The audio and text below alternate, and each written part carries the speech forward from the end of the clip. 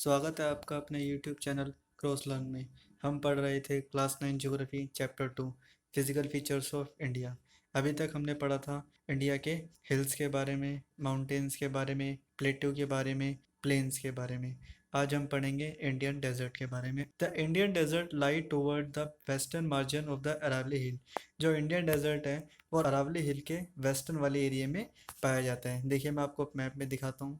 ये देखिए, ये जो रेड रेड है, ये एरिया कौन सा है? इंडिया का डेजर्ट है, जिसे हम थार डेजर्ट के नाम से भी जानते हैं, जो इंडिया का सबसे बड़ा डेजर्ट है। ये रहा, ये आप देख रहे हो जो डब्बे डब्बे से बने हुए हैं, ये अरावली हिल्स है। इसके वेस्ट में जितना भी एरिया है ये सारा आपका रेगिस्तान आता है, मतलब डेजर्ट है। जैसलमेर, जोधपुर, बीकानेर और गंगानगर ये सब इसी थार डेजर्ट में या फिर इंडियन डेजर्ट के अंदर आते हैं। यहाँ पर ये आपको देखने को मिलेगा। It is undulating sandy plain covered with sand dunes. ये क्या है? ये सैंडी प्लेन से कवर्ड है, मतलब रेत से कवर्ड है, और सैंड ड्यून्स मतलब मिट्टी के टीले से बने हुए। This region receives very low rainfall. इस रीजन में जो है काफी कम बारिश होती है, लगभग सालाना 150 mm से भी कम। It has arid climate with low vegetation cover. यहाँ पर अरिड क्लाइमेट रहता है। अरिड क्लाइमेट मतलब शुष्क मौसम रहता है, और यहाँ पर वेजिटेशन भी जो है बहुत कम। अब जाहिर सी बात है, वर्षा नहीं होगी तो यहाँ वेजिटेशन कैसे होगा? Streams appear during the rainy season. जो स्ट्रीम्स होती है वो रेनी सीजन में दिखाई देती है और तभी जल्दी ही डिसअपियर हो जाती है। उनके पास इतना पानी नहीं होता कि वो सी तक पहुंच सके। Luni is the only large river in this region. ये देखिए डेजर्ट का एक फोटो। यहाँ पर बर्कन्स पाए जाते हैं। बर्कन्स क्या होते हैं? क्रिसेंट शेप ड्यून्स होते हैं, मतलब क्रिसेंट शेप के क्या होते हैं? टीले होते हैं। देखिए मैं आपको डायग्राम की मदद से समझाता हूँ।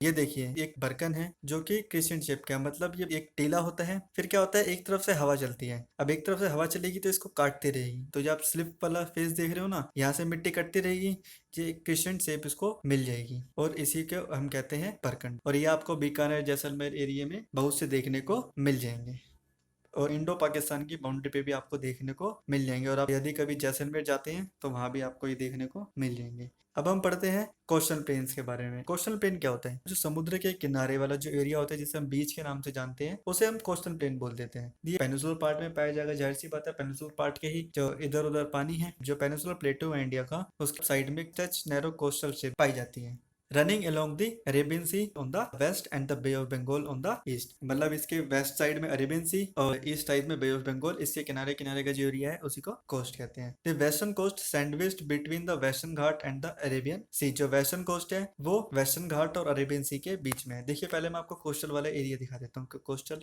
प्लेन्स होते क्या है। ये देखिए, ये जो आप ग्रीन वाला एरिया और जो ये ऑरेंज ऑरेंज देख रहे हो ना नीचे साइड में, बिल्कुल पेनिसुलर एरिया में, इसी को हम बोलते हैं कोस्टल एरिया। ग्रीन वाला वेस्टर्न कोस्ट है और ये ऑरेंज वाला ईस्टर्न कोस्ट है। ये देखिए जो ये डार्क डार्क लाइन देख रहे हो ना, ये हमारा कौन सा है? कोस्टल प्लेन्स है। जो वेस्ट वाला कोस्ट है वो वेस्टर्न घाट और अरेबियन सी के बीच में है, और जो ईस्ट वाला कोस्ट है वो ईस्टर्न घाट और बे ऑफ बंगाल के बीच में। जो northern part of the coast is called Konkan. अब जो ये जितने भी वेस्ट कोस्ट है, वेस्टर्न कोस्ट और ईस्टर्न कोस्ट, इनको भी डिवाइड करा गया है। जो नॉर्दर्न पार्ट है वेस्टर्न कोस्ट का, उसे हम कोंकण के नाम से जानते हैं, जो मुंबई से गोवा तक फैला हुआ है। और जो बीच वाला पार्ट है उसे हम कन्नड़ प्लेन के नाम से जानते हैं, और जो साउदर्न वाला पार्ट है उसे हम मालाबार कोस्ट के नाम से जानते हैं। इसी प्रकार हमने ईस्टर्न कोस्ट को भी डिवाइड किया है।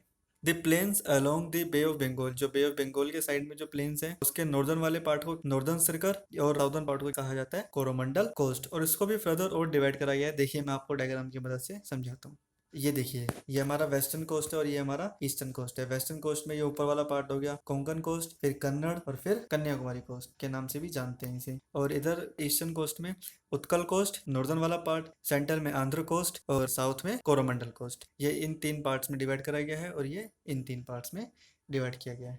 ये जो ईस्टर्न कोस्ट है, यहाँ पर जो बड़ी बड़ी नदियां हैं, महानदी, गोदावरी, कृष्णा और कावेरी, ये यहाँ पर मिलके क्या बनाती है? एक्सटेंसिव डेल्टा बनाती हैं। और यहाँ पर इन्हीं की वजह से एक चिल्का लेक भी है, जो कि इंडिया की सबसे बड़ी खारे पानी की लेक है, खारे पानी की झील है, जो उड़ीसा में पाई जाती है, महानदी डेल्टा के साउथ में। देखिए मैं आपको डायग्राम की मदद से दिखाता हूँ चिल्का लेक। अब हम पढ़ते हैं इंडिया के आइलैंड्स के बारे में। You have already seen that India was a vast mainland. Beside this country has two groups. India के पास दो आइलैंड ग्रुप्स भी हैं। आइलैंड क्या होता है? आइलैंड होता है जमीन का वो टुकड़ा जो चारों ओर पानी से घिरा हुआ है, उसे हम आइलैंड के नाम से जानते हैं। इंडिया के पास दो आइलैंड ग्रुप्स हैं, एक लक्षद्वीप आइलैंड ग्रुप्स और दूसरा Andaman and Nicobar island groups. चलिए मैं पहले आपको दिखा देता हूँ लक्षद्वीप आइलैंड और अंडमान निकोबार आइलैंड्स कहाँ पर है। ये देखिए, ये बे ऑफ बंगाल के अंदर मतलब ईस्ट में Andaman and Nicobar islands group है और अरेबियन सी में वेस्ट में लक्षद्वीप आइलैंड्स हैं। लक्षद्वीप आइलैंड थोड़ा केरल के नज़दीक है और अंडमान एंड निकोबार थोड़ा इंडिया से दूर है। ये इंडोनेशिया कंट्री के नियर है। जो हमारा लक्षद्वीप आइलैंड है वो मालाबार कोस्ट ऑफ केरला, केरला के मालाबार कोस्ट के नज़दीक है। This group of island is composed of small coral island. ये छोटे छोटे कोरल आइलैंड से मिलकर बना है। कोरल क्या होता है? आपने देखा होगा जो समुद्री जीव होते हैं बहुत छोटे छोटे, अब वो मरते हैं तो वो ऐसे ही तैरते रहते हैं पानी में, तो उनकी जो हड्डियां, जो छोटी छोटी हड्डियां होती है कैल्शियम कार्बोनेट्स की जो बनी होती है, वो मिलके एक जगह इकट्ठी होती है और उसी से ये आइलैंड बनते हैं। उसी को हम क्या बोलते हैं? कोरल आइलैंड बोलते हैं। पहले इन्हें हम लक्षद्वीप, मिनिकॉय और अमीनद्वीप के नाम से जानते थे, लेकिन 1973 में इंडियन गवर्नमेंट ने इनका नाम क्या रख दिया, सबको इकट्ठा करके लक्षद्वीप आइलैंड्स रख दिया। ये काफी छोटा एरिया कवर करते हैं, मात्र 32 स्क्वायर किलोमीटर का। Kavaratti island is the administrative headquarter. Kavaratti यहाँ की क्या है? एडमिनिस्ट्रेटिव हेडक्वार्टर है लक्षद्वीप की, और इसी को हम इसकी राजधानी भी बोलते हैं। This island group has great diversity of flora and fauna. The Pitti island, यहाँ पर एक पिटी आइलैंड भी है जहाँ पर लोग तो नहीं रहते, वहां पर एक बर्ड सेंचुरी है।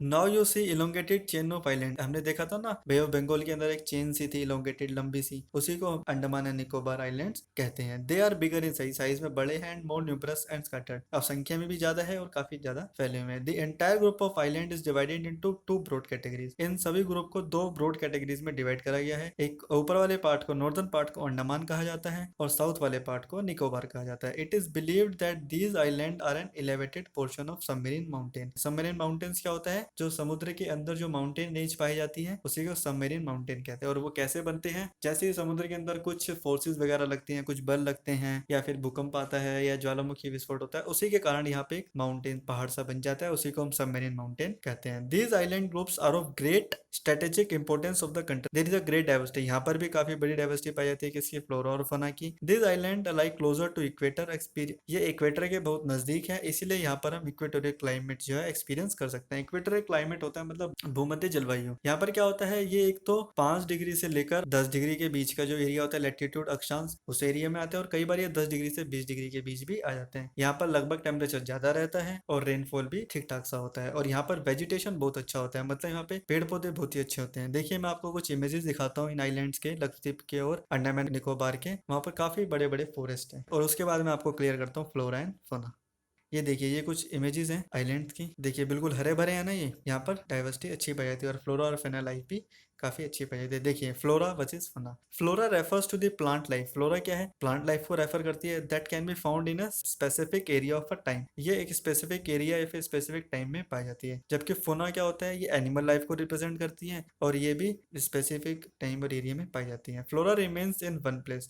फ्लोरा जो है एक ही जगह पे रहते हैं, और fauna can move from one place to another. Fauna होता है जो वो एक प्लेस से दूसरे प्लेस घूमता है। जाहिर सी बात है एनिमल है तो एक प्लेस से दूसरी प्लेस जाएगा ही जाएगा, और जो फ्लोरा है वो प्लांट है तो ये कैसे इधर से उधर चला जाएगा। Flora can typically prepare their own food. Flora जो होते हैं वो अपना खाना खुद अपने आप बनाते हैं, जबकि फोना depends on flora for food. जबकि जो फोना होता है वो फ्लोरा के ऊपर डिपेंड होते हैं, पेड़ों के ऊपर ही डिपेंड होते हैं ना। Flora is studied in botany. Flora के बारे में हम बोटनी के अंदर पढ़ते हैं और फोना के बारे में हम जूलॉजी के अंदर पढ़ते हैं। A detail account of different physiographic unit highlight और unique feature of each region. हर एक रीजन का अपना एक यूनिक फीचर है। हमने पढ़ा हर किसी के बारे में, चाहे वो आपका प्लेन्स हो, हिल हो, नॉर्दर्न प्लेन हो, कोस्टल प्लेन हो, और आपका डेजर्ट हुआ, माउंटेन्स हुआ, प्लेट्यू हुआ, सबके बारे में हमने कुछ यूनिक ही पढ़ा था। It would however to be clear. और जो इंडिया है बहुत ही धनी है किसमें? नेचुरल रिसोर्सेज में। हर एरिया में एक नेचुरल रिसोर्सेज कहीं ना कहीं पाया जाता है, और काफी अच्छी प्रचुर अबंडेंट मात्रा में पाया जाता है। The mountains are the major sources of water. जो माउंटेन्स है वहां पर पानी काफी अच्छी खासी मात्रा में मिल जाता है, और इसी वजह से वहां पर फॉरेस्ट वेल्थ भी काफी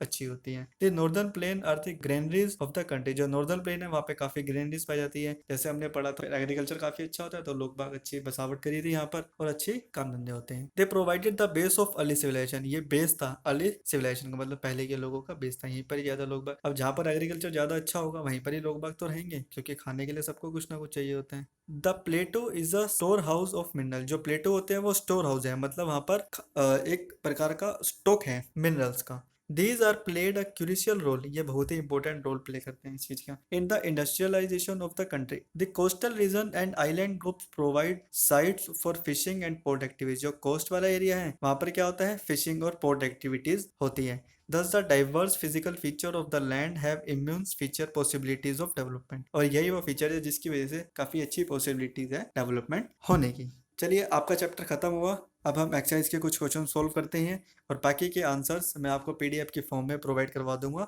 जिसका लिंक आपको डिस्क्रिप्शन में दिया जाएगा.